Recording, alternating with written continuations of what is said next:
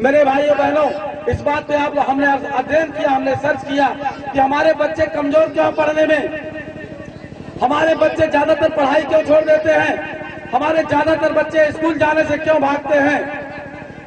कुछ लोग ये कह सकते हैं कि इनके पास दिमाग कम होता है, हमने इस पे भी अध्ययन किया, इनके पास दिमाग कम नहीं होता। दिमाग कम क्यों नहीं होता? इसलिए इनके पास दिमाग कम नहीं होता कि हमारे बच्चों को हमारी माएँ 5-5 साल 6-6 साल दूध पिलाती हैं। और इसको डॉक्टर भी बताते हैं, हर कोई इस बात को बताता है कि जो माताएं अपने बच्चे को दूध पिलाती हैं 5-6 साल, वो बच्चा सबसे ज्यादा रोग प्रतिरोधक क्षमता होती है, वो सबसे ज्यादा काबिल बच्चे होते हैं, वो सबसे ज्यादा रोगों से लड़ने वाले बच्चे होते हैं। इसलिए हमारे बच्चे किसी भी दृष्टि से कमजोर नहीं है। बस गलती कहाँ होती है, उसी गलती को क्यों हमारे बच्चे पढ़ाई छोड़ देते हैं, वही चीजें मैं आप लोगों के बीच बताने आया हूँ कि आज ये पहली बार इस तरह से शिक्षा के बारे में कोई आपको बताने आया है। इसके पहले बहुत नेता आए होंगे, बहुत बड़े बड़े प्रत्याशी आए रहे होंगे, चुनाव के दौरान भी बहुत लोग आए रहे होंगे जो ये कहने के लिए आए रहे होंगे कि हमारा हाथ मजबूत कर दीजिए, हमारा साथ दे दीजिए, हमारी पार्टी का साथ दे दीजिए, आपका भला हो जाएगा, आपका कल्याण हो जाएगा। श्यामलाल निषाद आपसे अपना हाथ मजबूत करने के लिए नहीं आया है, कोई हमारी राजनीतिक दल नहीं है, न कोई मैं प्रत्याशी हूँ।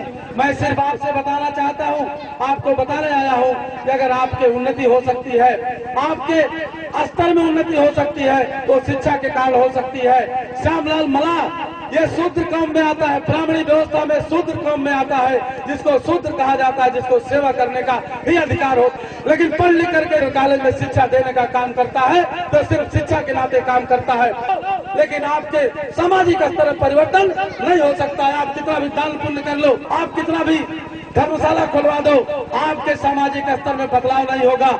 अगर आप खटीक हैं, आप खटीक है, कितना भी बड़ा दान कर दीजिए, गए जगन्नाथ जा करके नहा के चले आइए, कितना भी बड़ा मंदिर बनवा दीजिए आप, लेकिन खटीक से आपको खटीक ही माना जाएगा। लेकिन पढ़ लिख करके अगर ये बच्चे, ये खटीक के बच्चे, चमार के बच्चे, मुसलमान के बच्चे, ये पढ़ लिख करके ये शासक बन सकते हैं, डीएम बन सकते हैं, शासक बन सकते हैं, डॉक्टर बन सकते हैं, मास्टर बन सकते हैं। हमारा कहने का मतलब यह है, अगर आपके स्तर में बदलाव होगा, उसका मात्र एक कारण है शिक्षा है, उसका एकमात्र कारण शिक्षा है। यह बात मैं बताने आया हूँ। अगर आपके समझ में बात आ जाए कि शिक्षा से ही सब कुछ बदल सकता है, तो हमें आज से अन्य जगह धन रुपया पैसा बर्बाद करना बंद कर देना चाहिए। अगर शिक्षा से ही सब कुछ हो सकता है, और एक बात बताऊं आपको, बाबा साहब अम्बेडकर का नाम आप लोग सुने हैं, बाबा साहब अम्बेडकर का नाम आप लोग सुने होंगे, जिनको अछूत के नाम पे कभी क्लासरूम से बाहर बैठाया जाता था। वही अछूत बालक बाबा साहब अम्बेडकर भारत का संविधान लिखते हैं। अगर भारत का संविधान लिखते हैं मेरे भाइयों बहनों, आप बताओ बाबा साहब अम्बेडकर चमार से कौन सा मंत्र पढ़ दिया गया कि चमार से जो है संविधान लिखने आज कुछ नहीं हो गए, और सिंबल आप नॉलेज अगर हुए तो सिर्फ शिक्षा के कारण हुए, और उसका दूसरा कोई कारण नहीं था। आप लोग एपीजे अब्दुल कलाम का नाम सुने होंगे, कभी अखबार बेचा करते थे, कभी दुकान जाकर के अखबार बेचा करते थे। एपीजे अब्दुल कलाम अगर मिसाइल मैन बने तो सिर्फ शिक्षा के कारण कहे गए। हमारा इतने मतलब है बताने का, हम आपसे कुछ लेने नहीं आए हैं, हम सिर्फ इतना बताने आए हैं आपको कि आप और कुछ सब कुछ करके थक चुके हो, सब कुछ करके देख चुके हो, तो आपकी स्थिति में अगर बदलाव नहीं हुआ मेरे भाइयों बहनों, तो वो शिक्षा से होगी। और ये काम, ये जो चीजें मैं बताने आया हूँ, ये कोई और नेता बताने नहीं आएगा।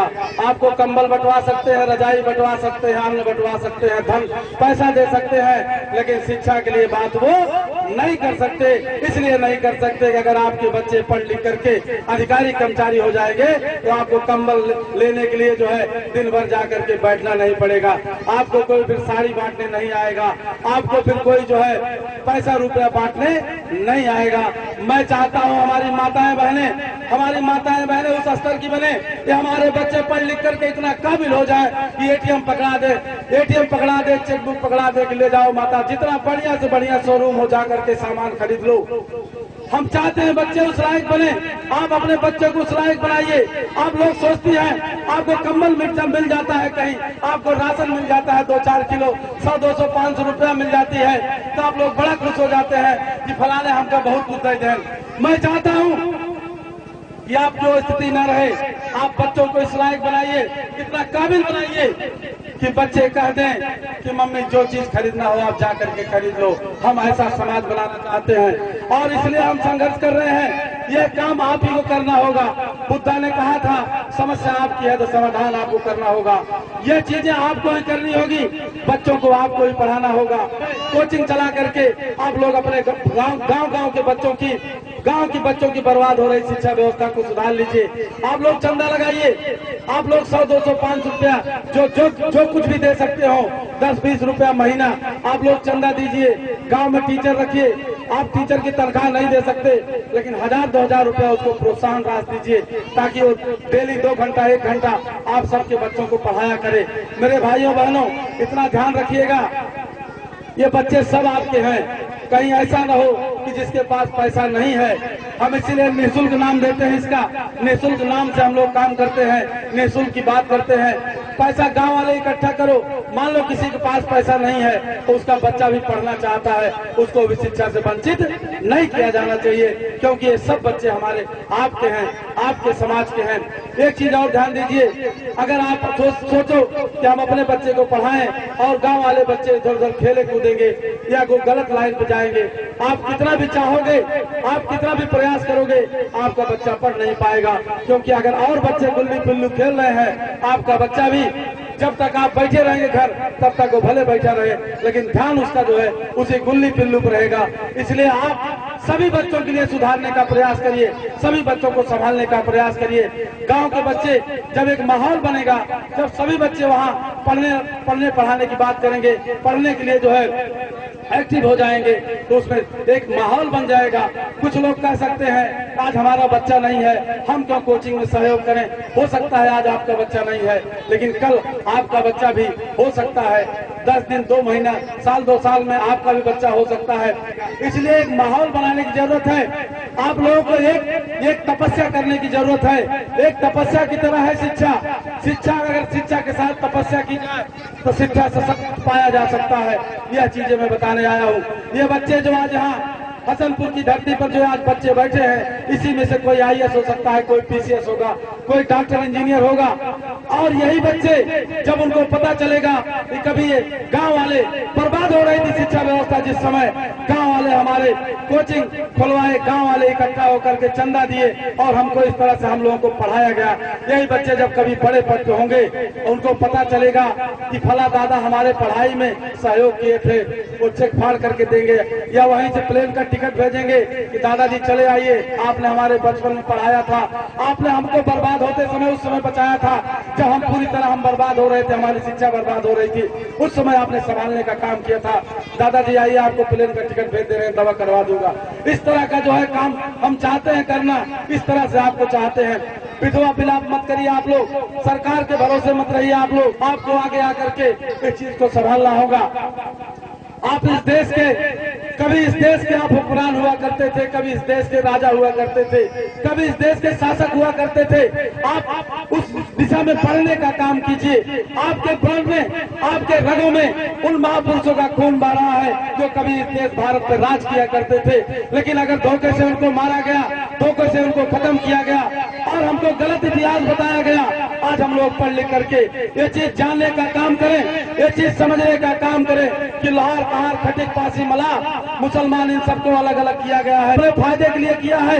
ये चीज हम लोग अगर पढ़ लिख करके जान चुके हैं तो हमको OBC SC माइनॉरिटी में एकता कायम करने की जरूरत है और एकता कायम करके अपना खोया हुआ राजपाट प्राप्त करने की जरूरत है। इसके लिए मोक्ष कल्याण संस्थान काम कर रहा है।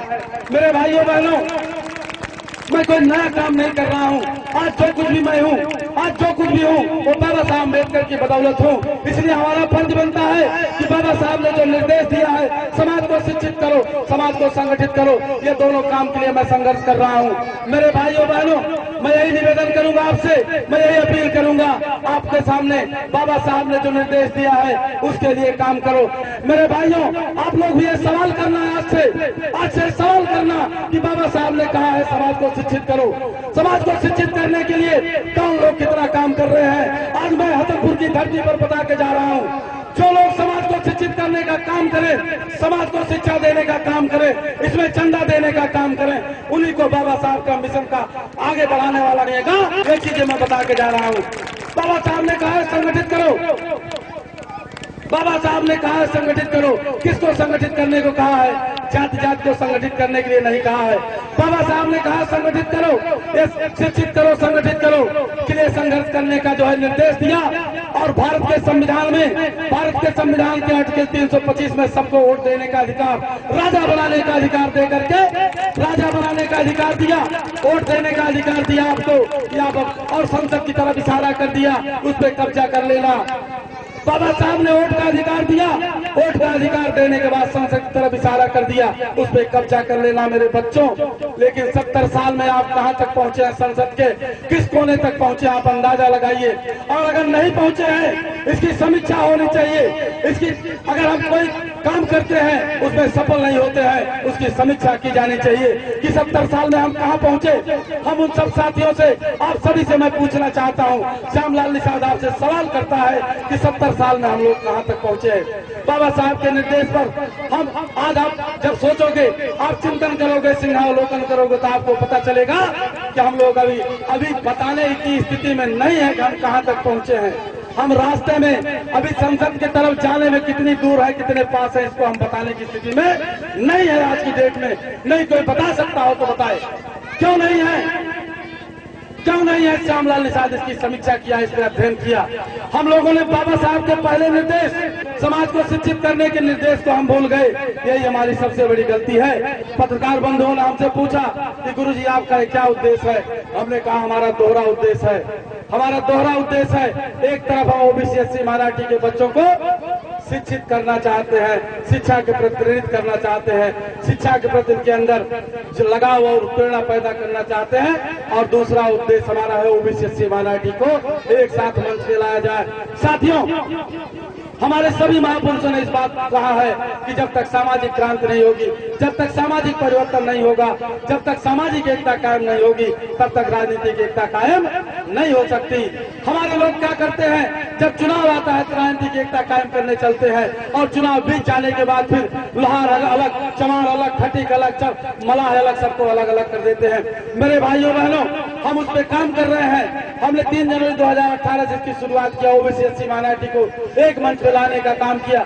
हमारे मोस्ट का, ये जो मोस्ट कल्याण संस्थान, मोस्ट शब्द आप देख रहे हैं, इस मोस्ट का अर्थ जान लीजिए। M for minority, O for OBC, S for SC, T for tribe, मतलब घुमंतु जातियां, आदिवासी। लेकिन हमारे मोस्ट का ये अर्थ है, मतलब माइनॉरिटी, ओबीसी, एससी, एसटी को एक साथ हमने कागज पे हमने जोड़ा, हमने बैनर में जोड़ा। बैनर में हमने जोड़ने के बाद जमीन पर जोड़ने के लिए हम लोग निकल पड़े हैं। और इस काम को हम लोग 3 साल से करते हुए चले आ रहे हैं। और आपको ताजुब होगा, आपको जानकर ताजुब होगा कि पहली कोचिंग हमारी 2 साल पहले निःशुल्क मोस्ट कोचिंग सेंटर बभनी के बाद 2 साल पहले खुल गई थी। कि सरकार के भरोसे अब बिल्कुल रहने लायक नहीं है। हमको गांव-गांव शिक्षा व्यवस्था सुधार लेनी चाहिए। और आज ये हसनपुर में आज ये 27वीं कोचिंग खोली जा रही है। आज ये 27वीं कोचिंग का उद्घाटन किया जा रहा है। और आप लोग हमें चाहते हैं कि आप लोग इस बात की मुहिम चलाइए। आप लोग गांव-गांव मुहिम चलाइए कि हर गांव में इस तरह की पठन पाठन की व्यवस्था की जाए। हम एक चीज और कहेंगे, अपनी माताओं बहनों से कहेंगे कि अपने मायके में इस बात की सूचना भिजवा दीजिए कि इस तरह की कोचिंग जिस तरह से हसनपुर में चल रही है, इस तरह से अपने मायके में भी खुलवा दें। नहीं तो बच्चे अगर कभी ननिहाल चले गए, पता चला यहाँ कोचिंग पढ़ रहे हैं, अगर बच्चे ननिहाल चले गए तो फिर पढ़ाई उनकी फिर बंद हो जाएगी। इसलिए साथ साथ अपने मायके और ससुराल दोनों जगह इन कोचिंग की व्यवस्था कराइए बच्चों के लिए, तभी आपके बच्चे आगे जा पाएंगे। आज भी बच्चों की शिक्षा बर्बाद की जा रही है। इस बर्बाद हो रही शिक्षा व्यवस्था को संभालने का काम करिए, इनको जागरूक करने का काम करिए। और इनको बताइए कि इनको अपना इतिहास बताइए। और इनको, अगर हम श्यामलाल निषाद अपना इतिहास बता रहे हैं तो पढ़ाई लिखाई के नाते बता रहे हैं। जिस दिन ये बच्चे पढ़ लिख लेंगे, ये बच्चे जान जाएंगे कि ये देश हमारा है, इस देश पर शासक हमारे पूर्वों का रहा है। ये बच्चे इस देश को पाने के लिए, ये बच्चे इस देश को, अपने देश को, अपने बाप दादा, अपने पुरखों की विरासत को पाने के लिए संघर्ष करेंगे। और संघर्ष करने के लिए जब तरीका खोजेंगे तो पता चलेगा कि आज के लोकतंत्र के युग में, आज लोकतंत्र के युग में वोट से सरकार बनाई और बिगाड़ी जाती है। तब अपने भाइयों की खोज करेंगे, पहचान करेंगे। जो आज चमार, गड़रिया, कुर्मी, पासी, कहार, लोहार को अलग अलग किया गया है। जब ये लोग अपना इतिहास, असली इतिहास को पढ़ेंगे, 2000 साल की खतौनी देखेंगे, अपनी 2000 साल की वल्दियत जाकर के देखेंगे, तब इनको पता चलेगा कि हमको अलग अलग किया गया है। खटीक, चमार, मुसलमान ये अलग अलग नहीं है, ये एक है। जब इनको इतना एहसास हो जाएगा, सब इकट्ठा होकर के अपनी खोई विरासत को प्राप्त कर लेंगे। मेरे साथियों, यह काम, ये चीज मैं बताने के लिए, इस काम के लिए बाबा साहब ने ऐसे नहीं कहा कि शिक्षित करो। शिक्षित करना उनके मकसद ही रहा होगा, लेकिन जो मैं सोचता हूँ, बाबा साहब ने इसीलिए शिक्षित करने के लिए पहले कहा होगा कि पहले आप लोग शिक्षित हो जाओ, ताकि आप तय कर लो, आप जान सको कि आपका भाई कौन है, किसके साथ आपको संगठित होना है। इस बात को तभी आप जान पाएंगे जब आप शिक्षित हो जाएंगे। शिक्षित नहीं होंगे, दूध और चूने का फर्क आप नहीं जान पाएंगे। इसलिए समाज को शिक्षित करने की बात बाबा साहब ने कहा, पहले कहा। मेरे भाइयों बहनों, इस चीज को आप लोग समझिए, इस पे विचार करिए। आप लोग जितना समय अन्य जगह दे रहे हैं, जितना पैसा अन्य जगह दे रहे हैं, हमारा निवेदन आपसे है, हमारा निवेदन आपसे है कि आप लोग पैसा शिक्षा की तरफ बढ़ाइए, शिक्षा की तरफ खर्च करिए।